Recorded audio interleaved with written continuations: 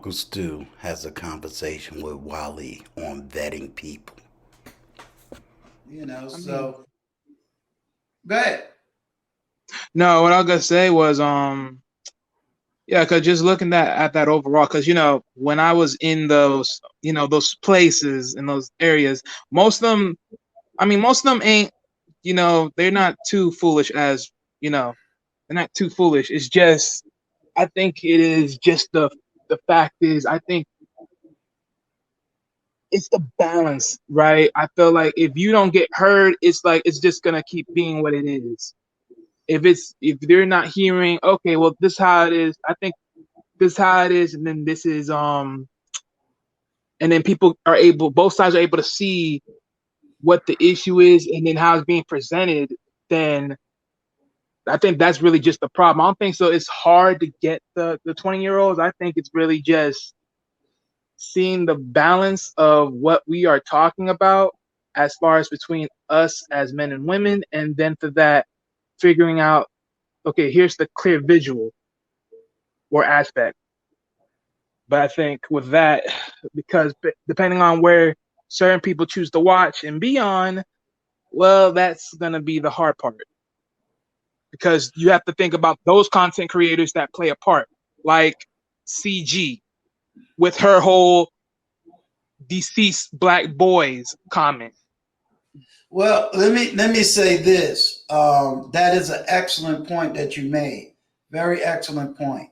Um, but I always got to look at it from a different angle, and here's the angle I look at it. Positive always outweigh the negative. You understand? Strength always outweighs weakness. So when I say that, it simply means that as long as I'm putting the positive and showing results, my results will outweigh anybody that got a fantasy island philosophy. You understand? And what is the results? Me getting up here and putting out the best of content. Me being able to show you what it looks like. What does two men who disagree, how does it really look when they're on a platform together? How does it Mm-hmm. look for two grown men to interact? How does it look for black men who are in business together? How does it look when you have two black men who have two separate businesses? How do they interact? You cannot be what you cannot see. Yeah, correct. Okay. I can Mm-hmm. say a whole lot, but you have two eyes for a reason. What are the two eyes? Two times the vision. What is your Right. ears? Two times the hear. What is your mouth? One shot deal. You Right. understand? So if you have never seen what a healthy family looks like, how can you replicate it?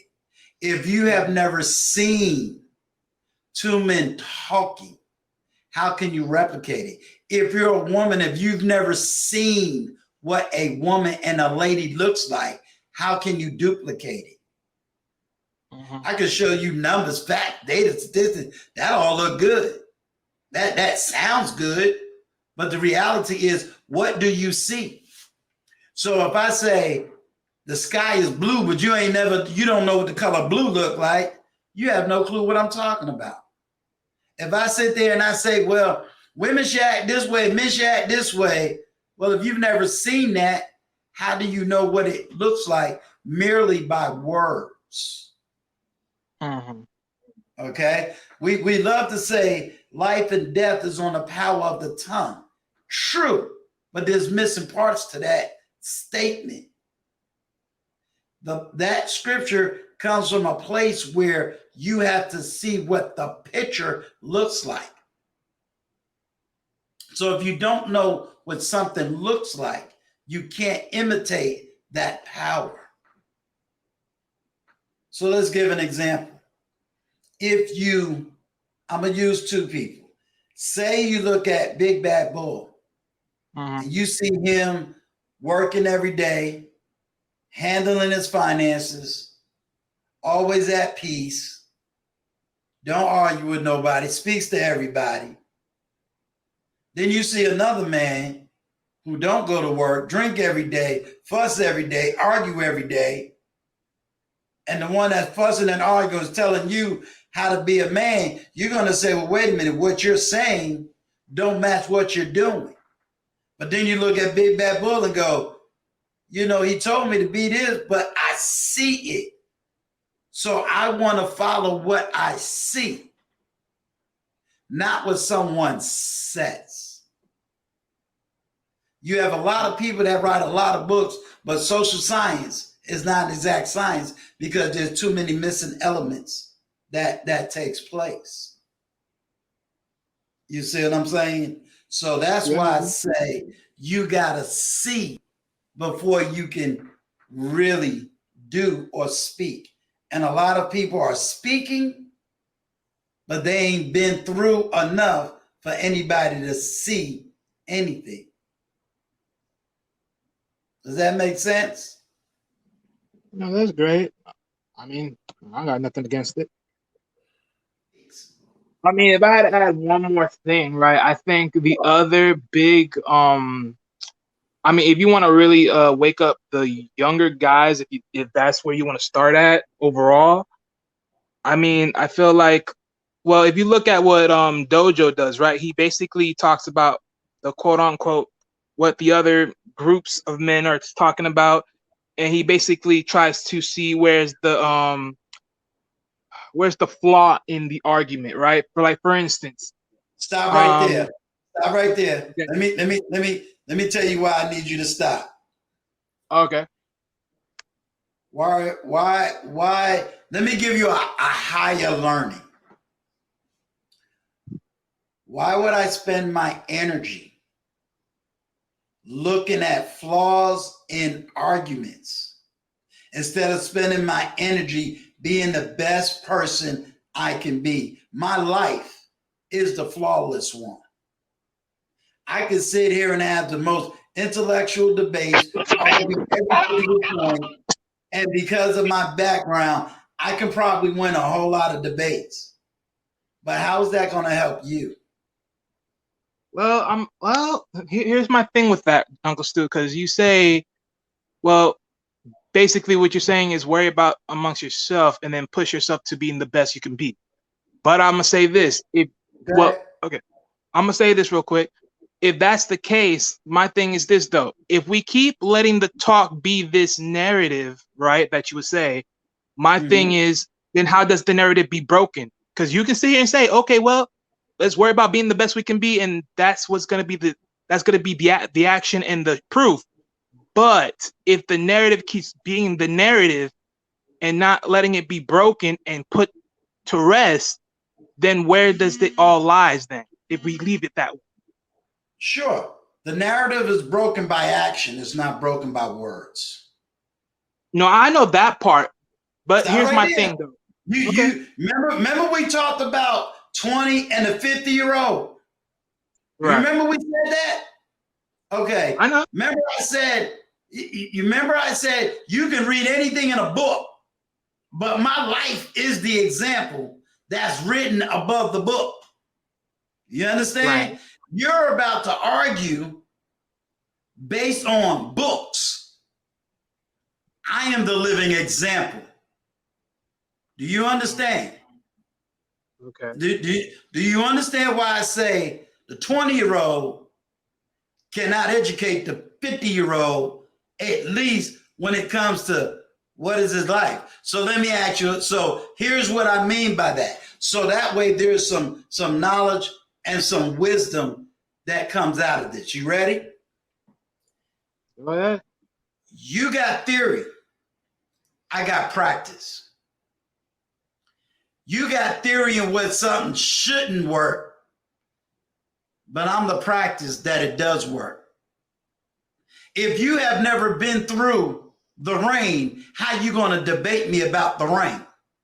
If you have never been through the fire, how you going to debate me about the fire? If you ain't never been married, you can't talk about marriage. Period. Period.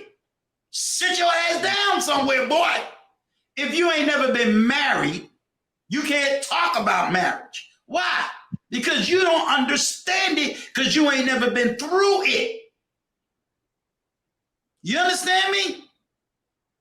If you've never been broke, busted, disgusted, and had to get it out the mud, you can't tell me nothing. If you already at the top, you came from the top, and you ain't never understood the bottom. I don't care what book you read.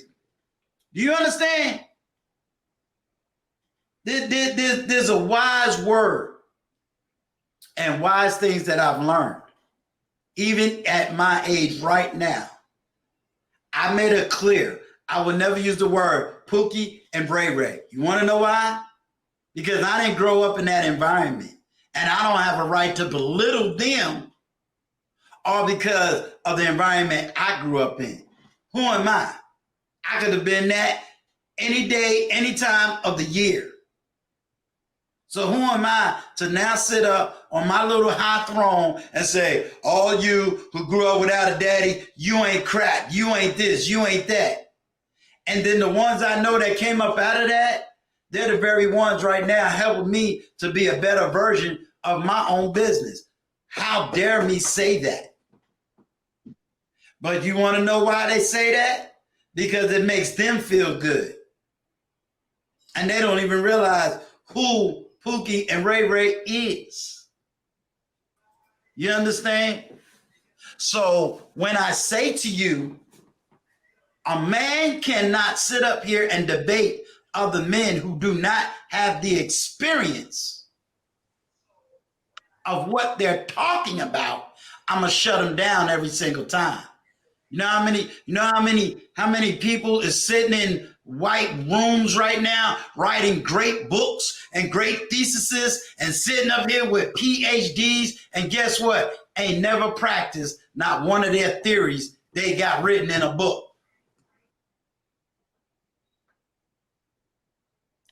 Do you understand why? You can't write a book about how to go through a war and you can make it sound real good, real flower, but unless you've been there, done that, that's a conversation that can't really be had. You have to understand that. That's like, okay, Gail, are you still here? Just put a 1 in the chat, Gail, if you still here. Then I have a lady on the panel. What do I look like? Telling Miss Ella and Gail how to birth a daughter or how to birth a child, and I ain't never had one go through my belly. I want you to think about the logic of that. But you'll have some dudes say, we know how it is. Oh, heck nah. No, I don't.